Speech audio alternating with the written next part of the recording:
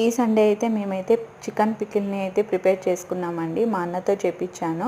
Pickle taste అయితే చాలా బాగుంది. ఫైనల్గా పికిల్ అంతా కూల్ అయ్యాక నిమ్మకాయ వేయమని చెప్పి అన్నారు. అన్న నిమ్మకాయ రసం పిండేసి అందులో బాగా మంచిగా కలిపేయమ్మా అన్నారు. మొత్తానికైతే నిమ్మకాయ రసం అయితే మంచిగా పిండేసి ఆ 4 నిమ్మకాయ రసంని పికిల్లో కలిపేసానండి. మీకు జార్ చూపించా కదా, అది 2 kgsకి పడుతుంది. మేమైతే 1.5 kg చికెన్ తెచ్చి పికిల్ని అయితే ప్రిపేర్ చేసాము.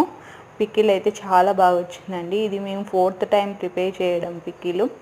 ప్రతిసారి అయితే పికిల్ టేస్ట్ అయితే చాలా బాగా వస్తూ ఉంది.